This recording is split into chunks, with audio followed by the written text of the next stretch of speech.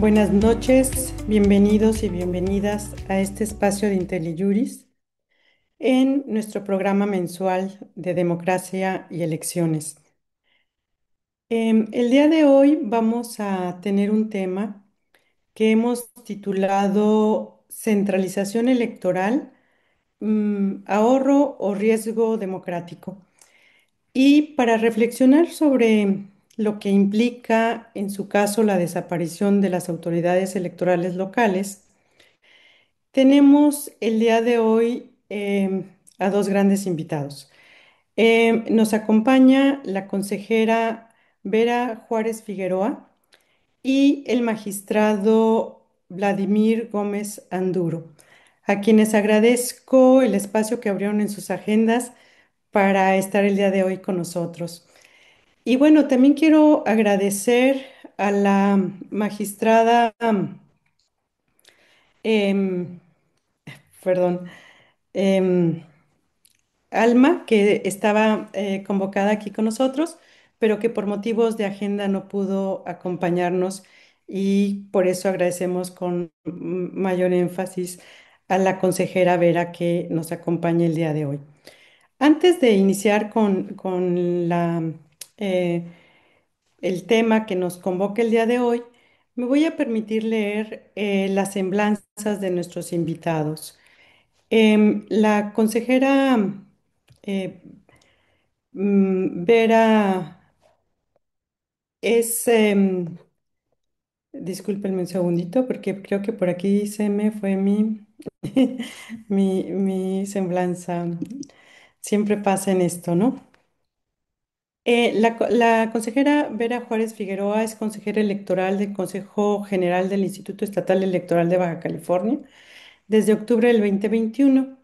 Ella es contadora pública por la Universidad Autónoma de Baja California y maestra en gestión y finanzas públicas y cuenta con especialidad en transparencia y rendición de cuentas, así como en el sistema de control interno de la administración pública y actualmente cursa la licenciatura en Derecho. Cuenta con una trayectoria de más de 18 años en el servicio público y actualmente es vicepresidenta de la Asociación Mexicana de Consejeras y Consejeros y ex consejeras electorales, la AMCE-AC, y forma parte de la Red Nacional de Consejerías Electorales por una Democracia Incluyente, la RENACEDI, y en la Red Nacional de Ciudadanía y Organizaciones por la Educación Cívica, AC, Red Cívica MX, y coordina la Red de Mujeres Electas en Baja California. Nuevamente, muchísimas gracias, consejera, por estar aquí con nosotros. Y bueno, también tenemos el día de hoy la presencia del magistrado presidente del Tribunal Estatal Electoral de Sonora, el magistrado Ujú. Vladimir, y bueno, él actualmente es presidente del Consejo Directivo General de la Asociación de Magistradas y Magistrados Electorales de nuestro país, la AMEL. Y de octubre del 2014 no, perdón, octubre de 2014 a octubre de 2019 se desempeñó como consejero del Instituto Electoral y de Participación Ciudadana del Estado de Sonora y es licenciado en Derecho por la Universidad de Sonora y donde se tituló por alto rendimiento académico, cuenta con una maestría en Ciencias Sociales con especialidad en Políticas Públicas por el Colegio de Sonora, maestría en Derecho Electoral por la Escuela Judicial Electoral del Tribunal Electoral del Poder Judicial de la Federación, doctorado en Derecho por el Instituto de Ciencias Jurídicas y Forenses de Hermosillo, Sonora, y actualmente cursa el doctorado en Derecho Electoral en la Escuela Judicial Electoral, a quien agradezco enormemente que el día de hoy también haya abierto un espacio en su agenda. Y bueno, antes de iniciar con las reflexiones de nuestros invitados, quisiera dar un brevísimo contexto del tema que vamos a analizar el día de hoy. Y bueno, Nuestro sistema electoral se sustenta en un entramado institucional que combina autoridades electorales nacionales, federales y locales, como es el Instituto Nacional Electoral, los soples, que junto con los tribunales electorales locales y federales conforman lo que es nuestra organización y nuestra estructura de nuestros procesos electorales en los tres niveles de gobierno. Sin embargo, esta estructura pues, federal, de autoridades federales y locales, actualmente está en discusión, no es la primera vez que está en discusión, debemos de decirlo.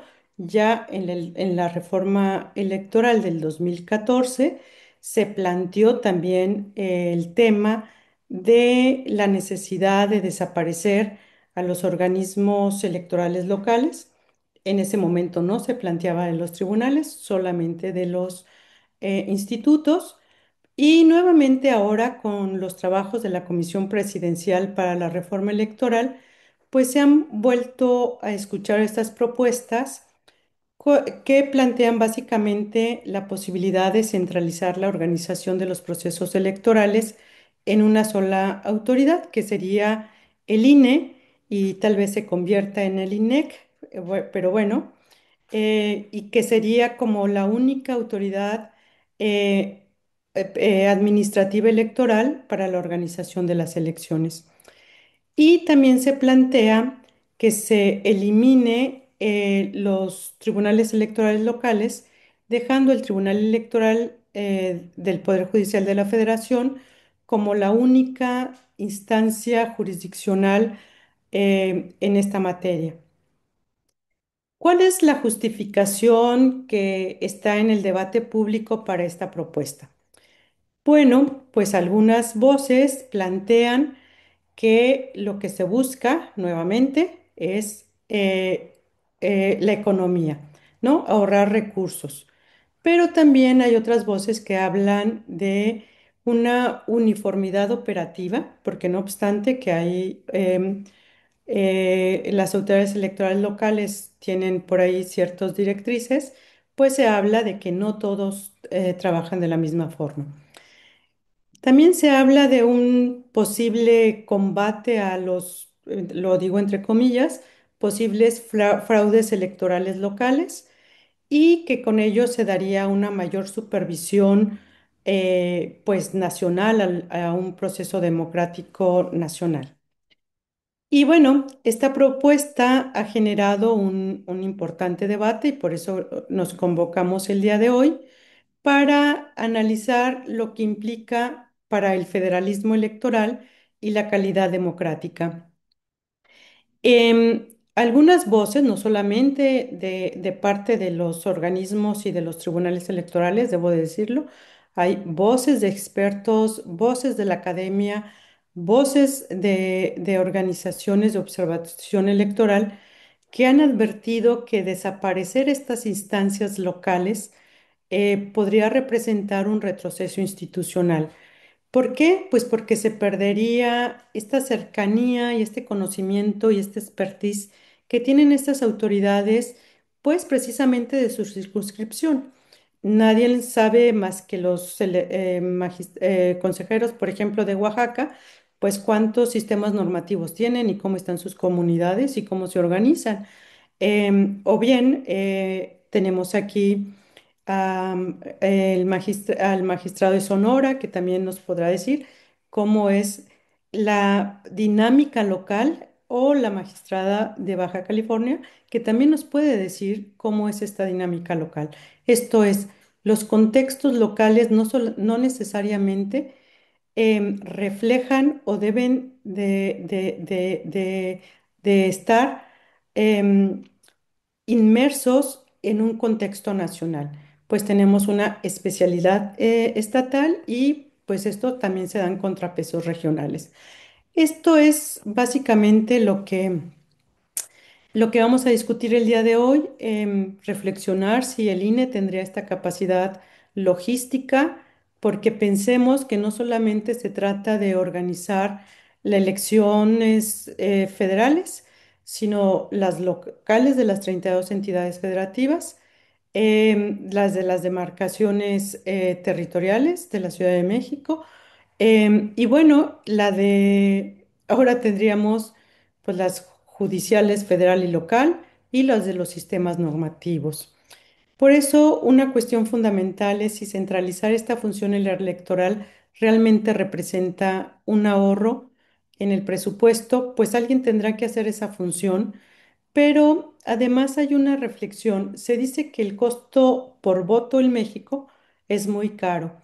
Se hizo por ahí una proyección en el 2024, sumando todos los presupuestos de todas las entidades, del INE, del tribunal, de autoridades locales, y se dividió entre la lista nominal de electores. Y entonces sale una cantidad aproximada de 620 pesos aproximadamente, lo que costaría un voto.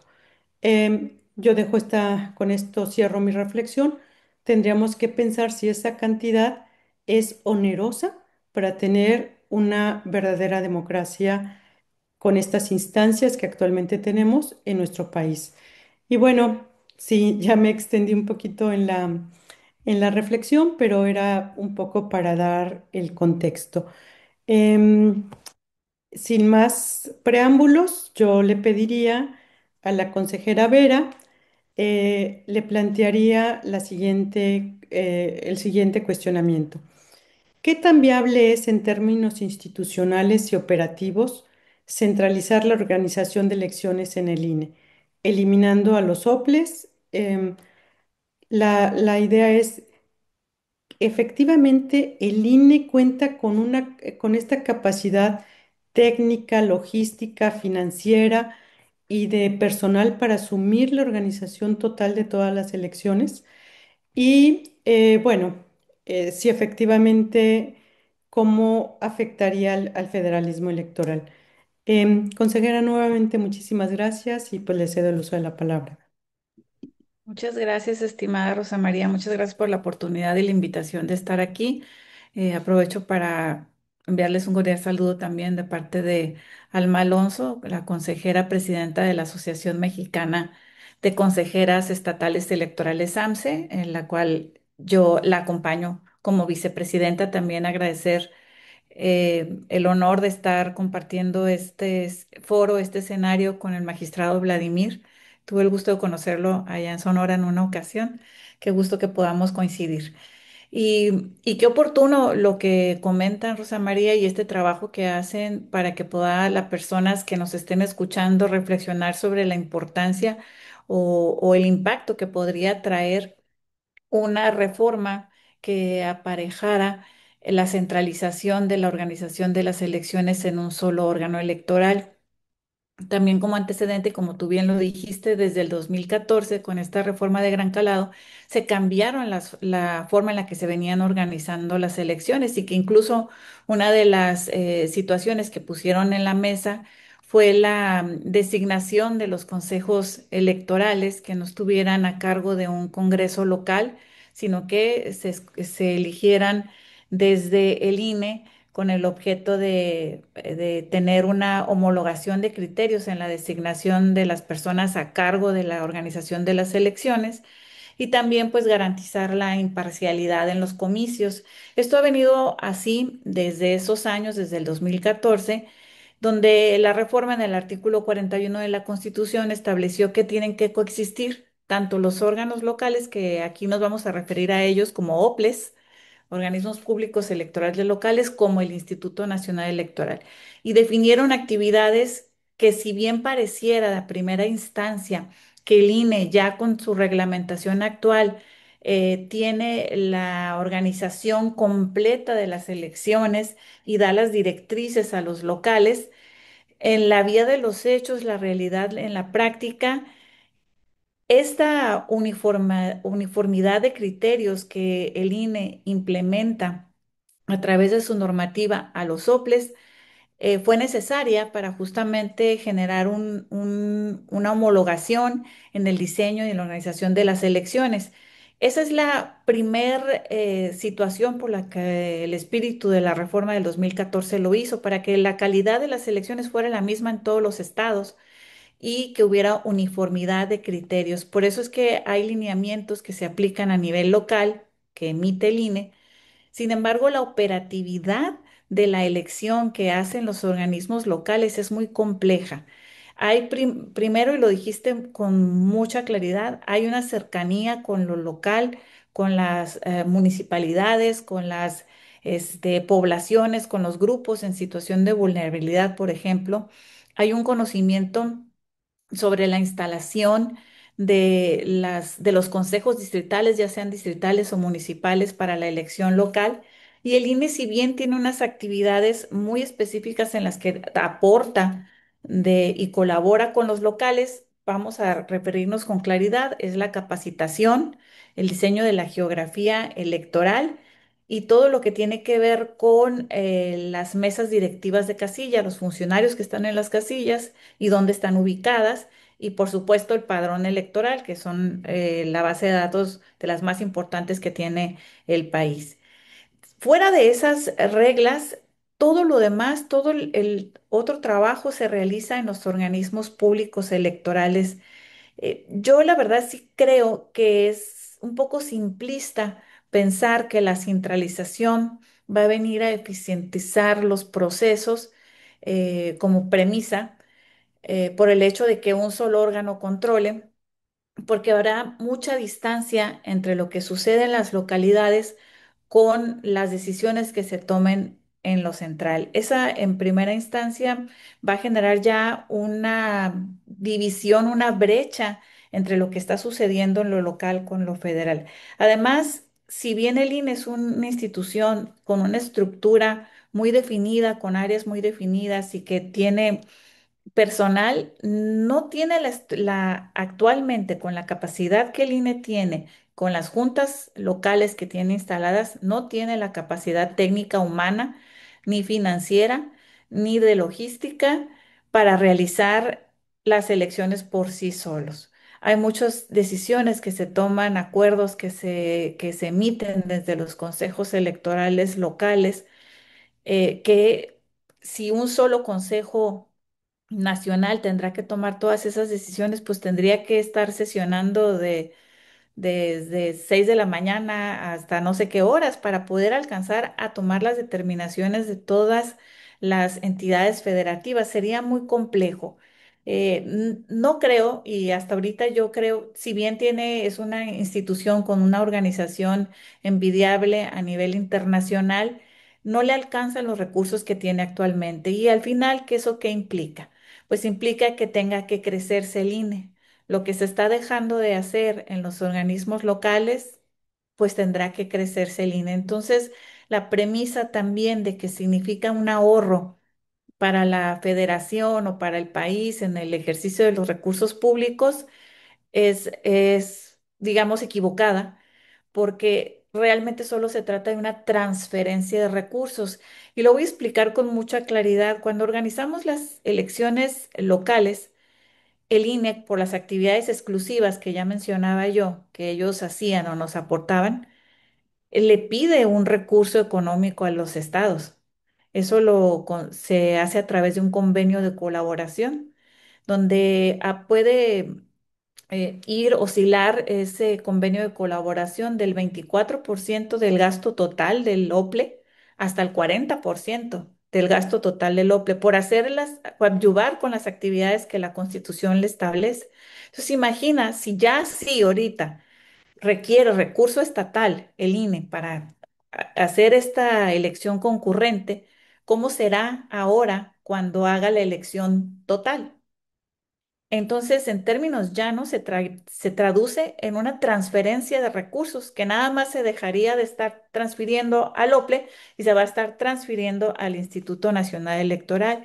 Y también decir que los organismos electorales locales, pues con esta autonomía de gestión y financiera y presupuestal que tienen, se deben a la legislación, pues, de los estados en el manejo de los recursos, obviamente con la transparencia y las rendiciones de cuentas, pero también tienen diferentes maneras de operar. Y hay algunos estados, como puedo hablar de la experiencia de Baja California, donde hay una supervisión por parte del Congreso del Estado y de la Auditoría Superior del Estado con todos los movimientos presupuestales que el OPLE hace. Y esto de alguna manera podría parecer como una invasión a la autonomía, pero en realidad lo que es que se traduce en una mejor reubicación de los recursos. Entonces, si se homologara a lo mejor la forma en la que todos los soples se manejan presupuestalmente en la parte del ejercicio transparente de rendición de cuentas, pues ahí es donde pudiéramos encontrar a lo mejor algunas economías susceptibles de verse reales, no así solo la premisa de que lo quito de aquí para dárselo allá y me voy a ahorrar, por no, eso realmente no funciona así. Además que también pues esta concentración excesiva de atribuciones al INE pues pudiera tener también un resultado político no deseado en la participación de las entidades federativas. Desde luego que cada estado tiene un contexto, tiene una discusión que se gesta pues dentro de las fuerzas políticas locales y en ese sentido yo creo que llevarse o centralizarse pues sí, sí digamos, perjudica el principio federalista que caracteriza al Estado mexicano, hace un desequilibrio entre los niveles de gobierno y pudiera generar algunas otras implicaciones que probablemente no estamos viendo. Es, claramente es una atribución pues del Ejecutivo y de los legislativos tienen no hay un obstáculo para una reforma electoral, al menos no un obstáculo en cuanto a las mayorías en los congresos, en el Congreso Nacional y pues también en los congresos locales para realizar una reforma de esta magnitud, pero en lo que cabe por la parte de las consejerías electorales y las asociaciones que las conformamos, pues hemos estado haciendo un llamado al análisis más profundo de lo que implicaría hacer una centralización. No se trata nada más de darle más actividades, porque pues sabemos que esto puede alejar a la democracia local y también, ¿por qué no decirlo? Las acciones afirmativas en los estados han sido muy efectivas. La atención precisa a las necesidades de las comunidades, por mencionar alguno de los grupos o los pueblos indígenas que son muy particulares en cada una de las entidades federativas y ese conocimiento, todo ese profesionalismo, todas estas diligencias que se hacen al registro de las candidaturas para validar este, que se hayan cumplido con los requisitos de elegibilidad, en fin, todas esas cuestiones que son muy minuciosas que hace el organismo local. Ya no voy a entrar al tema de los cómputos y la validez de la elección porque ese es otro tema.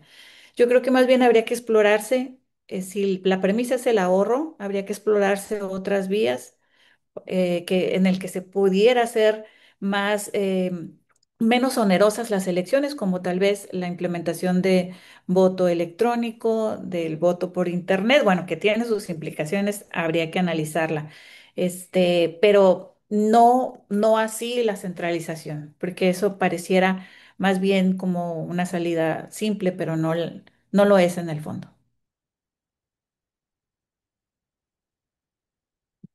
Muchas gracias, consejera.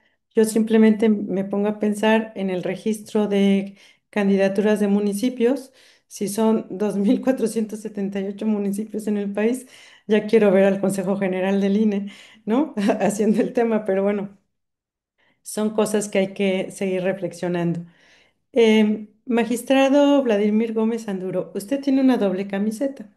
Déjeme decirle, usted ha sido consejero y a la vez ahora es magistrado. Entonces, con esa doble camiseta, bueno, no actualmente, pero con esa experiencia que tiene en los dos órganos electorales locales, quisiera preguntarle a usted si, ¿qué se gana o qué se pierde con la desaparición de los tribunales electorales locales en términos de democracia, representación y control local? ¿Y habría alguna mejora en la uniformidad de los procesos y los estándares de la justicia electoral? Y bueno, tuvimos una experiencia muy cercana con tener solamente un proceso unistancial, como acaba de ser la elección judicial federal, ¿no? Que no hubo más allá que una sola instancia y que bueno, eso complicó a la sala superior. Vimos cuántos asuntos tenían que resolver en un solo día. Entonces tenemos ya una experiencia cercana de lo que podría ser el centralizar la justicia electoral. Y bueno, estas serían las reflexiones que quisiera que nos compartiera aquí a nuestro auditorio. Muchas gracias, doctora, y pues saludo también con mucho afecto a la consejera Vera Juárez. Efectivamente, tuvimos el gusto de conocernos personalmente y me da gusto coincidir por acá en este webinario.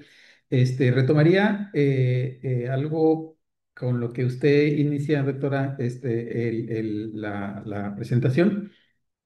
No es la primera vez que se habla de la desaparición concretamente hoy de los soples. Anteriormente, en la reforma del 2014, en la que nacen los soples precisamente, se discutía de la desaparición de los órganos administrativos locales. Eh, en el debate político lo que se genera es precisamente una transformación de los organismos locales, tanto los tribunales, se modifica ahí el tema de la designación y los soples tienen una transformación todavía más sustancial. Bueno, agregaría también a lo que dijo la consejera, que además suscribo todo lo que dijo. Creo que le agregaría nada más una cuestión más, que usted la acaba de comentar, la elección judicial. La elección judicial pasada, tuvimos obviamente la nacional, pero la reforma constitucional en materia judicial también vincula a los estados para que todos los estados en el 2027 deben de tener renovados todos sus poderes judiciales locales. En esta ocasión solamente fueron 19 entidades las que fueron a elección local. 7 entidades de esas 19 fueron con una elección total, las 12 fueron con elección parcial. Se eligieron 1.800 cargos a nivel local. Y pues bueno, ¿qué quiere decir esto? Que para la siguiente elección federal, la del 27, vamos a concurrir casi todas las entidades, salvo esas 7 que tuvieron elección local, con las elecciones normales, digamos, las elecciones tradicionales, la que todos los ciudadanos y ciudadanas conocemos, con esta novedad que es la elección judicial, que hay que decirlo también tiene reglas específicas diferentes, muy, muy diferentes en cada entidad que ha hecho los ajustes propios. Los soples ya lo vivieron en un primer momento esta elección judicial, en un segundo momento con las impugnaciones, que por cierto, las impugnaciones ante los tribunales electorales locales estuvieron alrededor de arriba de 1.000 en esas 19 entidades. Y pues bueno, son reglas nuevas, son reglas nuevas, son procedimientos nuevos sumados a los que ya tradicionalmente conocemos. Le voy a dar también unos datos que tienen que ver sacando la elección judicial para ver un poquito qué implicaría. Ya no me voy a meter con eso se lo dejo a la consejera. Me centro exclusivamente en la parte de los tribunales electorales. Aclaro, los tribunales electorales son tribunales u órganos autónomos, no dependemos del Poder Judicial por aquello de la pregunta de ¿y por qué ustedes no están o no fueron a elección judicial? Bueno, pues porque no somos del Poder Judicial. Esa es la razón. Y lo digo porque se lo han preguntado a algunos diputados y no saben. Bueno, la razón es esa. Este, le comento. En AMEL, la Asociación de Magistraturas que presido, en el 2021 teníamos más o menos este mismo debate, de si íbamos a una reforma electoral, de que si se desaparecían los soples y los tribunales. En aquel entonces pues estaba el presidente Andrés Manuel López Obrador. Y después a esa reforma que desaparecía OPLES y tribunales, se le conoció como Plan A, ¿no? Plan A, porque como no funcionó, vino un Plan B y luego un Plan C, etcétera. Bueno, en aquel entonces sí se habló expresamente de la desaparición de los órganos locales. Hoy debo decir que, y lo digo así con conocimiento de causa porque he estado en los foros o en las consultas que está organizando la Comisión Presidencial, no se habla propiamente de una desaparición, es decir, estamos en una situación donde la ley todavía no, o la propuesta o la iniciativa todavía no está redactada. Se está redactando, se están recogiendo ideas. Nosotros como asociaciones hemos estado platicando, dialogando con ellos, creo que hay apertura. Pero bueno, sí hay voces que todavía, bajo esta lógica de lo que se había propuesto anteriormente, y insisto, en el 2021, dicen sí van sobre la desaparición de OPLES y tribunales. Bueno, ¿por qué comento esto? Porque en el 2021, como Asociación de Magistraturas, dijimos, vamos a defender a los tribunales electorales locales, que es lo que nos toca a nosotros. Y decíamos, y lo he dicho donde me han invitado, no hay mejor manera de defender el trabajo o a los tribunales si no es a través de su trabajo. Y no hay mejor manera de ver el trabajo de los tribunales que es si no es a través de sus números, de los datos que generamos. Hicimos un documento que analizó en aquel entonces, en el 2021, analizamos 22 tribunales, este, eh, eh, analizábamos el desempeño de estos tribunales y analizábamos el costo de estos tribunales. Posteriormente, y con esos datos, que ahorita platico más o menos qué elementos tenemos, con esos datos fuimos y defendimos en aquel entonces a los tribunales. Dijimos, a ver, y el documento tiene un nombre muy sugerente. Se llama Justicia Electoral Local en Datos, un contexto objetivo para la reforma. Así se llama el documento, lo pueden consultar en nuestra página de la MEL. Y ahora con esta nueva reforma hicimos la actualización de ese documento con los años 22, 23 y 24, esta vez más amplio, es un documento que abarca 27 estados. Le respondo la pregunta concretamente. En aquel entonces, en el 21, en el ejercicio que hicimos en el 21-22, estamos hablando de que los tribunales electorales locales resolvimos de esos 22 estados que analizamos, resolvimos alrededor de 22.400 asuntos. En este nuevo estudio estamos hablando de cerca de 25.000 asuntos, que insisto, se analizaron 26 estados, lo cual nos lleva a suponer que si se analizaran las 32 entidades, estaríamos hablando de que estamos entre los 30.000 asuntos que se resuelven a nivel local. Y se ha comentado, por ahí también hay voces que dicen, bueno, pues es que a final de cuentas todo lo resuelve el Tribunal Electoral del Poder Judicial de la Federación. A final de cuentas, dice, si bien es cierto, pues pasan por los tribunales electorales locales, pero a final de cuentas lo van a conocer los tribunales el Tribunal Electoral del Poder Judicial de la Federación. Bueno, en estos estudios, entre otras cosas, demostramos que aproximadamente, bueno, no aproximadamente, en un estudio, el primer estudio nos marca que el 95.5 de los asuntos, de esos 22.000 y de esos 25.000 asuntos que se promovieron ante las instancias locales, se resolvieron solamente a nivel local. Es decir, el Tribunal Electoral del Poder Judicial de la Federación solamente está resolviendo entre 5 o 6% de los asuntos locales. Concretamente, ¿qué implicaría la desaparición de los tribunales electorales? Bueno, la primera pregunta que tienen que resolver es, ¿quién va a resolver esa cantidad de asuntos que estamos resolviendo en los tribunales locales y qué es falso que resuelven o que a final de cuentas se van a la instancia federal? No es cierto. Y ahí está con números, ahí está demostrado. Lo digo también con mucha objetividad. Han sido datos que han sido muy bien recibidos por la Comisión Presidencial y nos han dicho, esta es la manera de defender a los tribunales. La primera pregunta que se tendría que responder es, ¿quién va a resolver esos asuntos? Y hay de dos sopas. O se los transferimos al Tribunal Electoral del Poder Judicial de la Federación, que digamos, que es, digamos, la idea que flota por ahí en el aire, de que digan, son las salas las que tienen que resolver esos 30.000 asuntos que están resolviendo a nivel local, o simple y sencillamente decimos, pues ya no se va a resolver, que creo que esa no es una opción.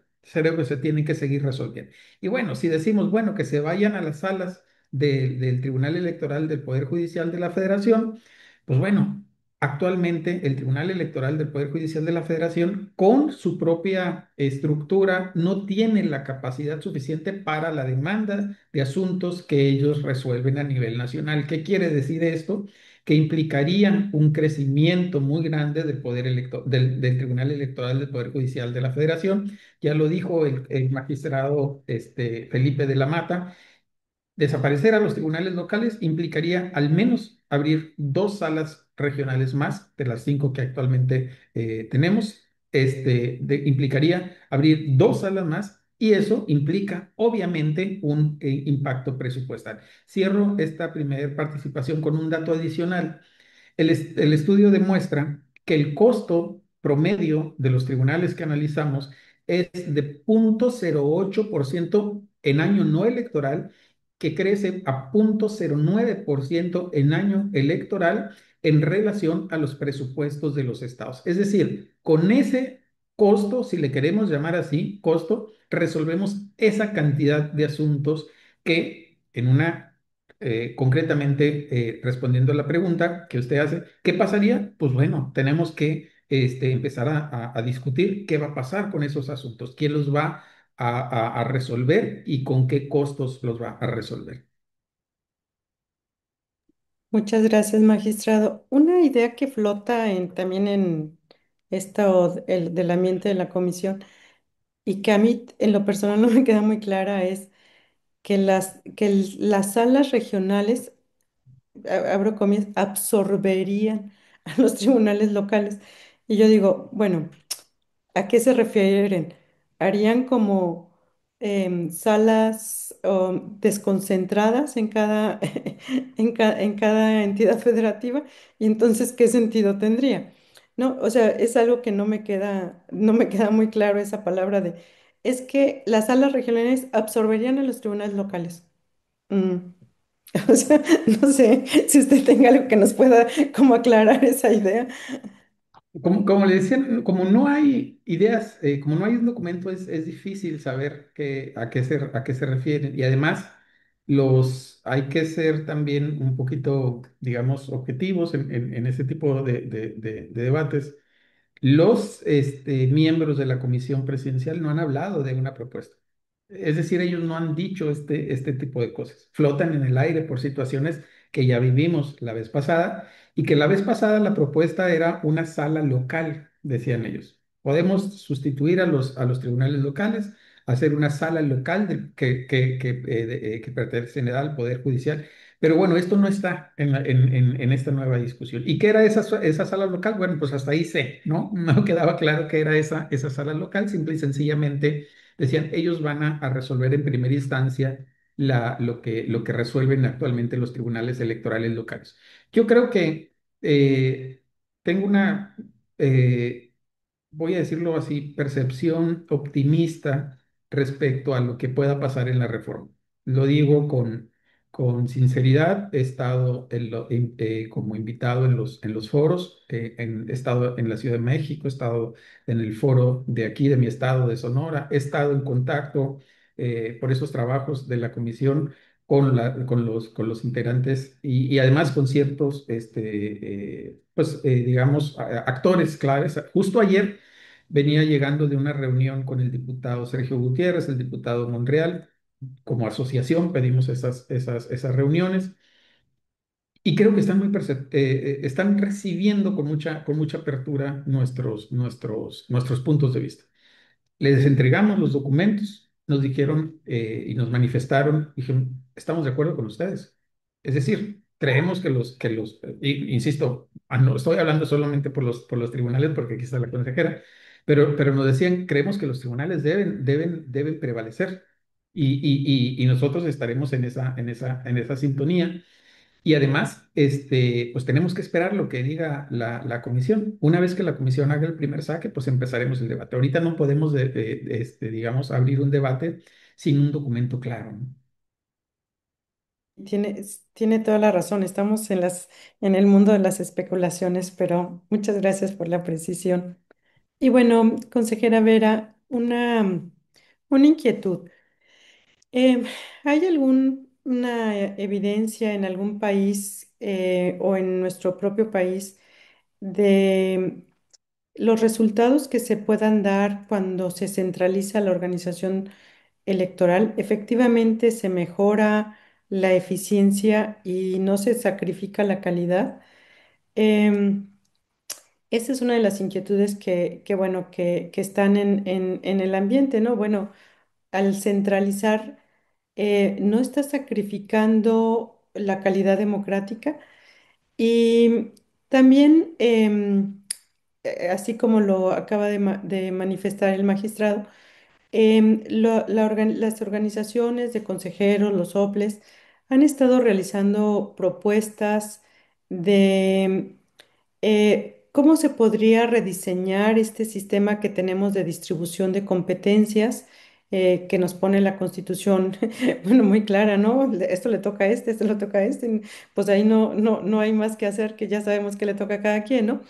Pero a lo mejor sí sería momento, bueno, no sé qué piensen ustedes, pero de reasumir ciertas funciones que en el 14 se le eliminaron a los soples y que incluso, y esto ya es una opinión muy personal, a través del reglamento de elecciones, el INE restringió aún más las atribuciones de los soples, ¿no?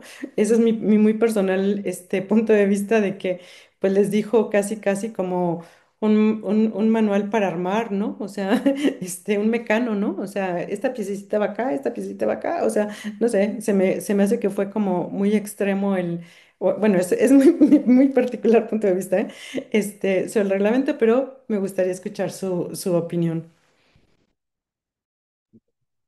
Muchas gracias por la oportunidad.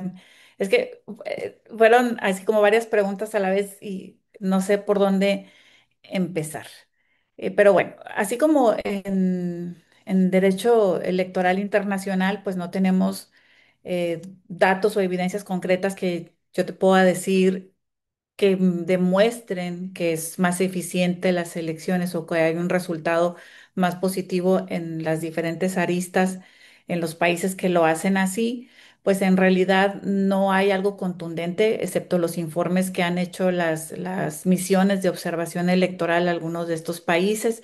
Si bien es cierto, por ejemplo, Costa Rica, Uruguay, Argentina, Brasil son órganos que tienen a nivel nacional altos estándares en la organización de las elecciones y que se han hecho de una forma centralizada, pero no son eficientes porque los están centralizando, sino porque han invertido durante décadas en la profesionalización de las personas, las personas servidoras públicas en la organización de la elección y también han trabajado muchísimo en este blindaje de interferencias políticas, han sido altamente innovadores y han invertido en eso. Hay, en forma contraria, pues tenemos de estos informes que investigamos de la OEA, de Idea Internacional, de la Unión Europea, por ejemplo, el caso de Perú y Guatemala que trabajaron en esta centralización y que los resultados que tuvieron no fueron adecuados por la forma en la que se dieron estas transiciones a la centralización. Por ejemplo, en el caso de Perú, se documentó por estas misiones de observación electoral que hubo una sobrecarga en la saturación operativa porque no se encontraban bien delimitadas las actividades. Hubo retrasos en los resultados de la elección, generando pues obviamente incertidumbre hacia la ciudadanía y generando desconfianza en el órgano electoral, porque si bien se organizan las elecciones, pues la ciudadanía lo que busca es conocer con certeza qué fue, cómo se tradujo ese voto que fue y depositó. Estos retrasos pues generaron una vulneración política en términos generales al sistema electoral en ese país. También el caso de Guatemala, que lo realizó, pero obviamente sin esta inversión suficiente de recursos, pues que también tuvo fallas en la logística electoral, que todas estas situaciones se traducen en desconfianza, porque aquí lo que estamos hablando es que el sistema electoral mexicano si de algo ha gozado, a pesar de todos estos embates que se han sufrido o cambios o olas en el ejercicio de la democracia, ha sido la confianza que tiene las personas, que tenemos las personas en México de los resultados electorales. El centralizar sin hacer un proceso paulatino, pues genera, lejos de fortalecerlo, pues lo compromete hacia la certeza que pudiéramos dar hacia afuera. Si bien los organismos locales tienen una rectoría, como lo decíamos hace ratito, eh, por la reforma que se hizo en el INE del 2014, yo la verdad sí difiero del hecho de que nos dicen punto y coma qué hacer, porque no es que no nos sepamos qué hacer nosotros en lo local, sino que debe de haber una uniformidad.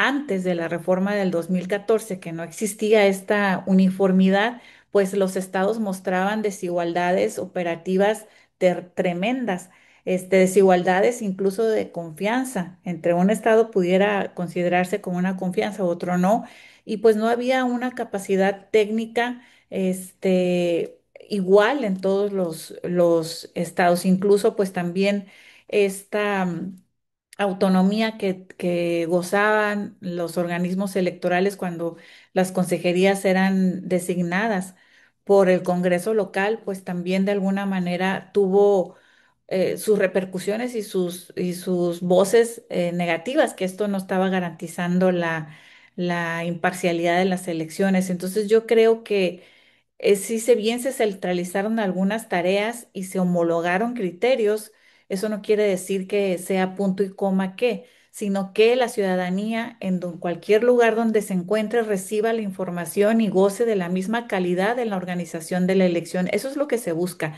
no que te digan punto y coma, porque al final hay muchísimas actividades dentro de los organismos locales que se realizan y que se acuerdan dentro del INE, dentro del órgano local y no en el INE, ¿no? Justo tú lo decías hace ratito, Rosa María, simple y sencillamente el registro de las candidaturas. O sea, ahí está, hay estados con un número este, exorbitante de municipios donde se tienen que instalar estos consejos distritales. Hay otros que no lo tenemos tanto. Baja California solo tenemos 7 municipios, pero tenemos un padrón de arriba de 3 millones, y medio cerca. Entonces, no somos un estado pequeño. Tijuana concentra la mayoría del padrón.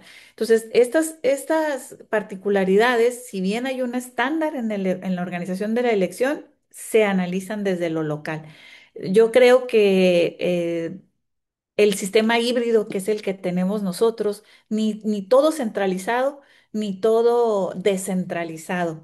Un sistema híbrido como el que nosotros manejamos, donde hay una rectoría nacional, pero hay una operación local, es un modelo que ha funcionado en el 2014 y que es perfectible, ya lo decía el magistrado, que justamente una reforma electoral sí para las cosas que habría que adecuarle y rescatar pues lo que ha funcionado y que ha sido eficiente.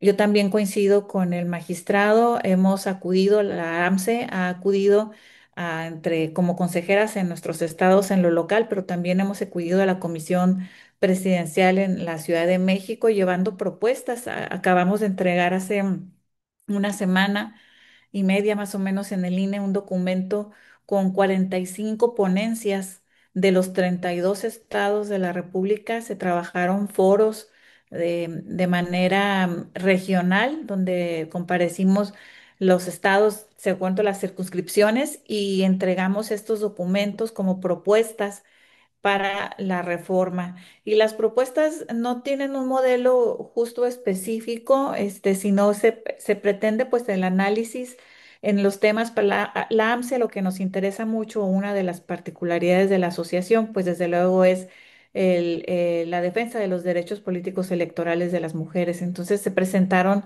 propuestas por estas omisiones legislativas que todavía tenemos para las reglas para la paridad en las gobernaturas o en estos cargos unipersonales, las reglas para la verificación de los requisitos de elegibilidad en acciones afirmativas, por ejemplo, Obviamente hay otras voces que no necesariamente es una materia de AMSE, por no ser derecho político electoral de las mujeres, pero sí el análisis del voto electrónico, transitar hacia un modelo electrónico con el uso de la tecnología. Y por mencionar algunos, ¿no? Tenemos en la realidad que son muchas las funciones específicas en las que se está trabajando. Hay mucho retraso en algunos estados, más que en otros, en el tema de participación ciudadana, por ejemplo. También hay propuestas para incentivar la participación ciudadana, generar a lo mejor un sistema donde tengamos estos consejos abiertos o simulando el gobierno abierto dentro de los organismos electorales locales para promover la participación de la ciudadanía en las tomas de decisiones. En fin, son muchísimos los temas que realmente en una hora no terminaríamos, pero yo concluiría pues diciéndote que los países que han tenido este modelo, como los que mencionábamos, pues son países que han invertido y que han mejorado y han estado evolucionando en todo en la innovación, tanto de la organización como en el uso de las tecnologías, que es algo que yo creo que nos hace falta en México. Estamos con un atraso realmente importante. Habría que analizar, pues, qué tanto costaría hacer esta inversión en el voto electrónico, dejar el papel, pues esta transición, pero al final, pues es un tema al que tenemos que llegar, ¿no? Tenemos los temas ahora ya, pues, obviamente con la parte digital, inteligencia artificial, que supone nuevos retos para la democracia, cómo vamos a trabajar en función de estas inteligencias artificiales. Esos son los temas que realmente nos interesan en la reforma, más que hablar de si quién se va a llevar a la organización de la elección, porque al final del día, aún y con esta Rectoría Nacional, hemos funcionado de manera muy concreta. Entonces, nuestra intención como AMSE, pues es también promover estas reformas que sean de carácter más estructural que más que político, ¿no? Sino que vengan a resolver realmente problemáticas locales y problemáticas y fomentar más la democracia.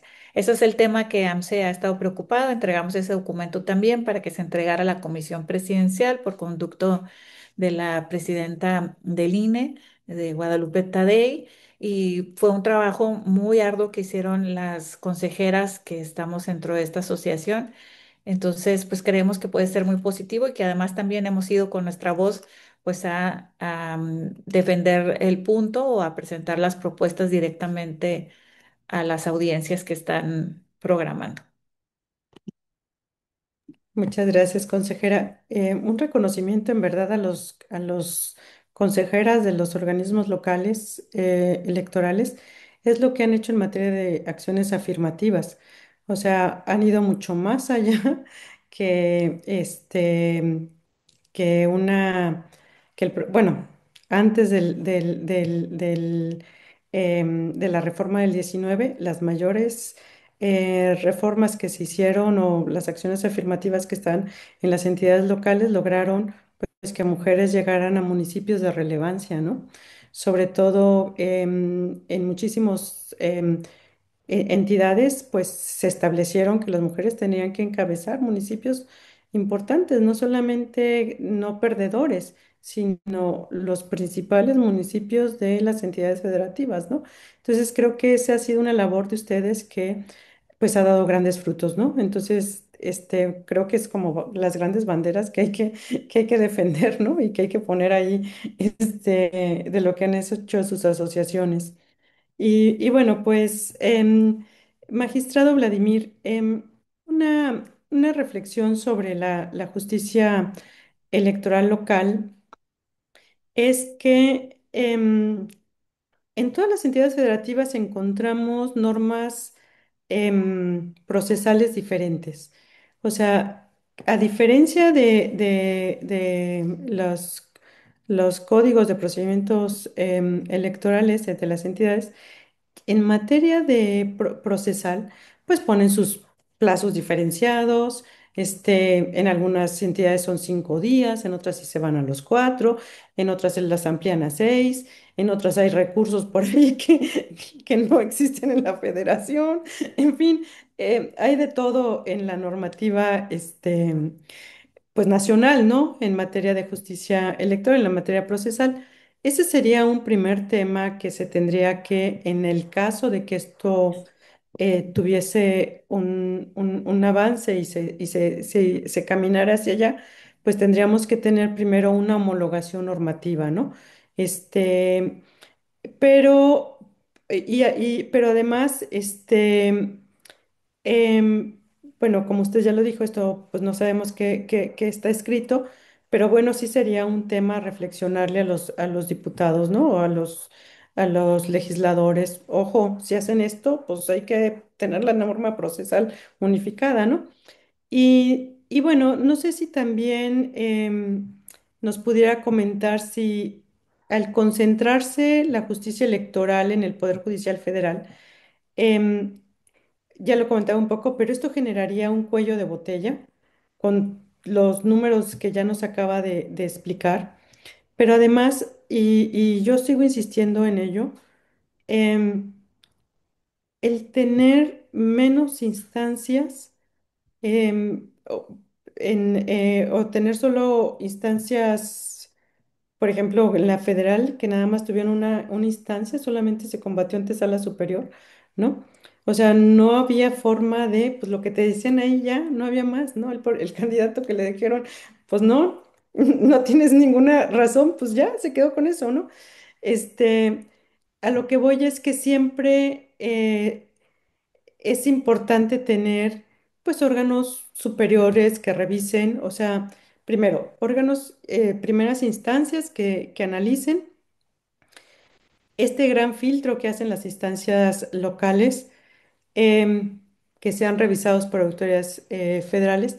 Eso le ha dado a nuestro sistema jurídico mexicano en todas las materias como certeza y seguridad jurídica de que tu asunto va a llegar en algún momento a algún tribunal que va a resolver en definitiva, pero tú antes tienes oportunidad de acercarte a la justicia y a lo mejor quedas conforme con ello, ¿no?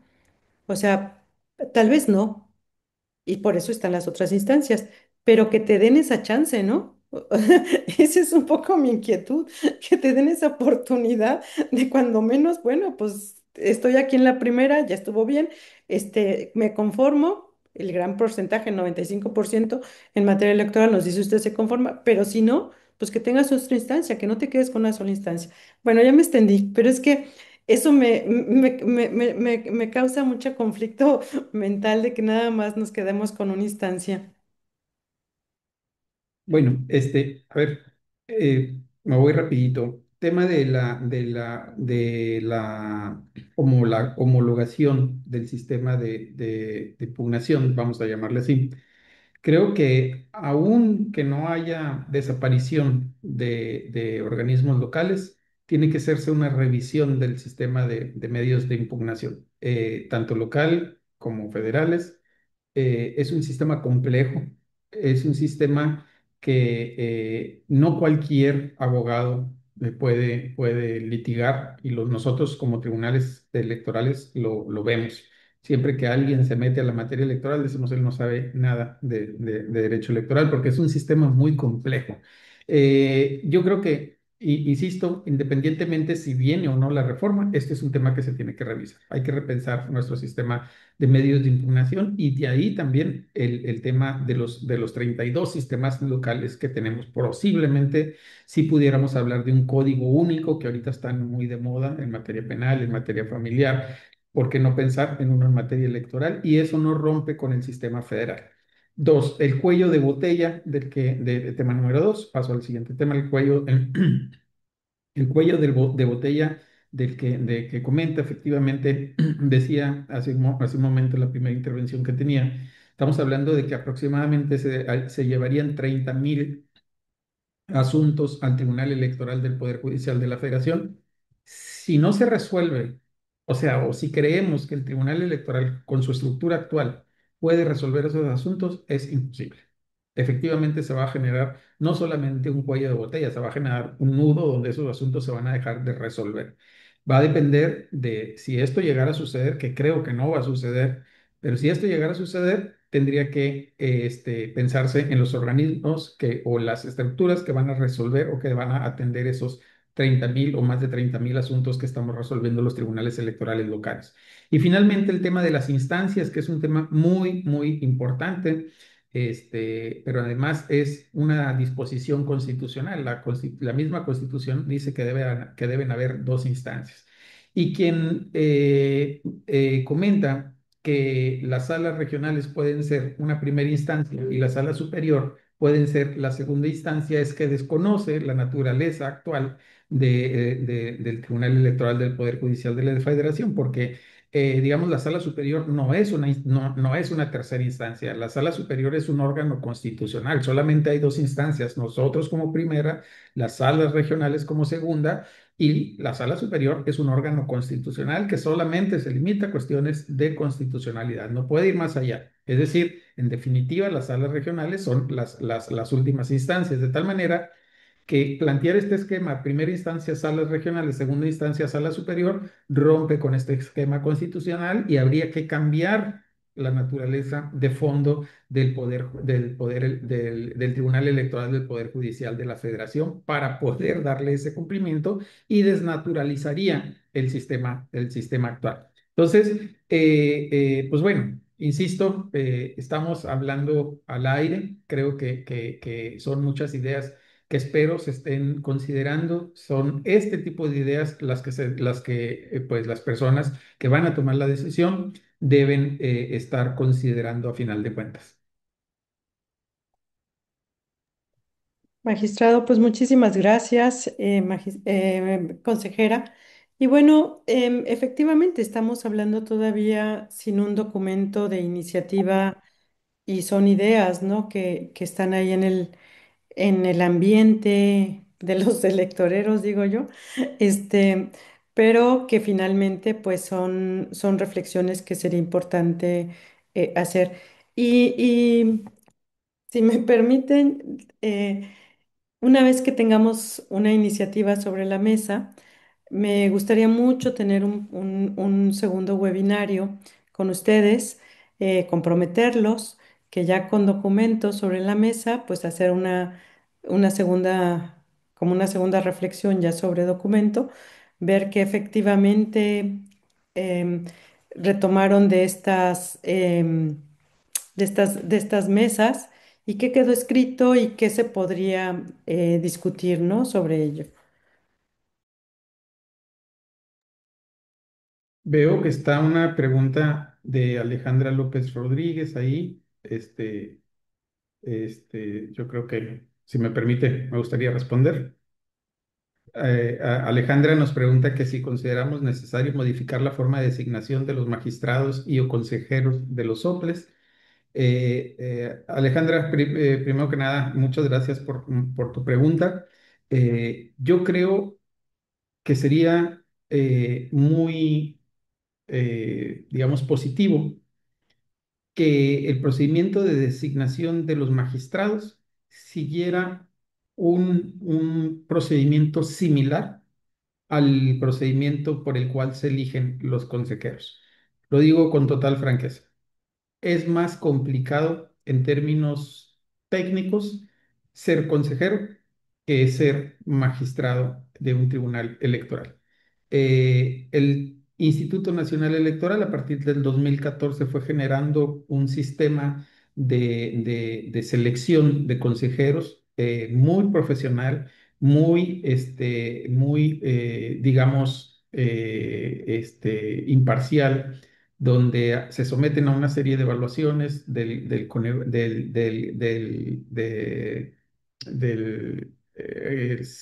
sistema de evaluación nacional. Ahorita se me fue el nombre, se me escapó. Luego viene un sistema de evaluación de ensayos, con pruebas ya muy, digamos, probadas, valga la redundancia, que le llaman de doble ciego, metodologías que permiten mucho la objetividad. evaluaciones curriculares y finalmente sí se requiere un acuerdo, un consenso entre consejeros, pero a final de cuentas eso, digamos, hace una criba muy importante entre los consejeros. Creo que el sistema de elección de magistrados debe ser algo similar a lo que está haciendo el INE desde el 2014. Creo que los magistrados o quien aspire a una magistratura electoral también debería ser sometido a un examen de conocimientos en la materia electoral. Creo que también debería ser sometido a una prueba, por ejemplo, de ensayos para ver cómo o tenemos o no tenemos la capacidad de plasmar ideas complejas en una situación específica. En fin, sí, respondiendo a su pregunta, sí, creo que concretamente el de los magistrados, creo que en el de los consejeros se le pueden hacer algunos ajustes, pero si los comparamos es mucho más profesional, imparcial o como le queramos llamar, el sistema de designación de consejeros que el de magistraturas. Bueno, pues creo que no tenemos más preguntas por ahí. Tenemos felicitaciones a los ponentes y bueno, no me resta más que convocarlos a una siguiente, si me lo permite, y agradecerles el espacio en sus agendas para dialogar el día de hoy. Y bueno, esperemos que esta reforma electoral, que posiblemente ahora sí se materialice, pues sea para mejorar nuestra democracia, nuestros sistemas y que voces como las de ustedes sean escuchadas. Buenas noches y muchísimas gracias.